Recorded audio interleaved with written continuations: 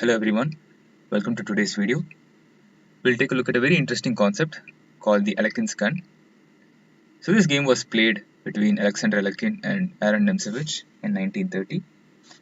Alekhine played with the white pieces, and here Alekhine started with rook fc1, attacking the knight on c6. Black defended the knight with rook fc8, and now Alekhine played rook c2.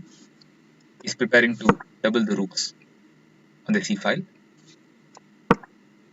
Black played queen e8, trying to overprotect the knight, anticipating the doubling of rooks on the c file. Rook a c1 was played, doubling the rooks. Black played rook a b8, and now queen e3. So white is just trying to come up with a plan at this point, and black played rook c7. So they're also planning to double their rooks on the c file, so that then they can release the pressure of the pin.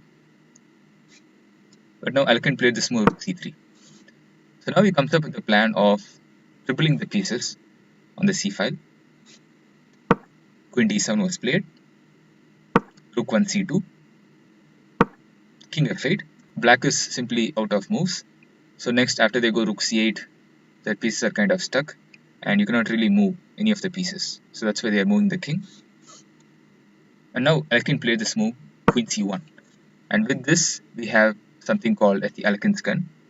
So Alekhine's gun is basically tripling your pieces with two rooks in front and queen at the back. So whenever you have a setup like this, it's called the Alekhine gun, because Alekhine was the first one to either play it or the first one to popularize it.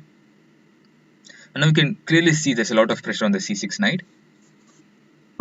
So black played rook bc8 to defend the knight, and now bishop to a4, threatening to go b5, because you can't move the knight from c6, because then you would lose the rook on c7. So black played b5 here. They had to delay this white's pawn advanced to b5, so they gave up a pawn. White captured the pawn. King e8 was played, and now white went back to bishop a4, threatening b5 again. Black played king d8, but white just played a move like h4. You can already see that black is in zugzwang because black cannot really move any pieces. Whatever pieces they move, they will lose material. Let's say they're going to move the rook, then after bishop takes c6, you simply lose the knight. Instead of rook b8, if you're going to play something like queen e8, then the c7 rook isn't protected, so I can just go b5, and I can capture the knight on c6. And instead of queen e8, if black plays something like king e8, then again the c7 rook is not protected, so I can go b5 and I can win the rook.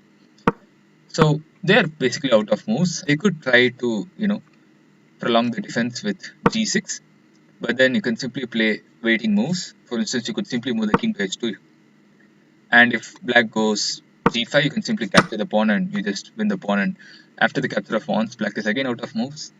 And if they're going to go something like h5, then you just go knight g5, and here again you see black is out of moves and we are winning material. And that's why after this move h4, black resigned.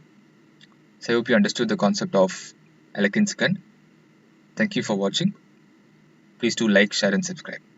Thank you.